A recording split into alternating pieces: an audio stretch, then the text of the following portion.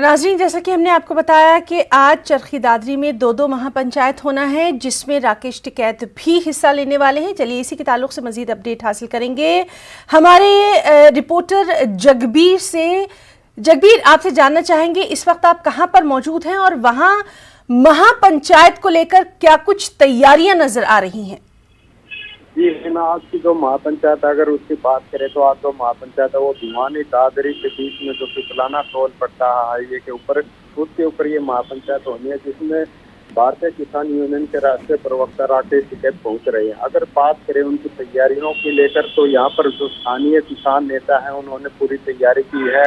30 by 30 foot का जो है उनका पक्का स्टेज बना रहा था कि किसी भी तरह से स्टेज टूटे ना, जो पहले दिन में जो हादसा हुआ था उसके बाद।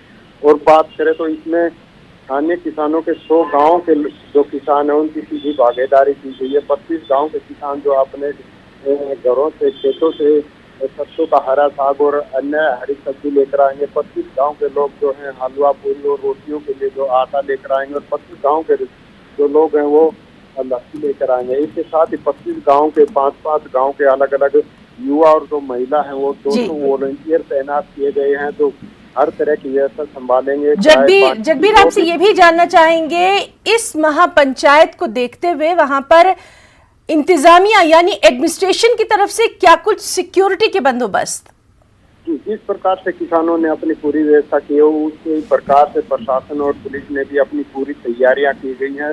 करीब 100 के करीब पुलिस कर्मचारी जो इस व्यवस्था को संभालेंगे। शहर में कई जगह नाके लगाए गए हैं ताकि किसी प्रकार की यहाँ पर रोड जाम है। और जो वो महापंचायत का अस्पताल वहाँ पर भी काफी संख्या में पुलिस बल तैनात किया गया ताकि यातायात बाधित न हो, किसी प्रकार की कोई अव्यवस्था न हो, कोई किसी प्रकार की हुड़दंगबाजी न करे।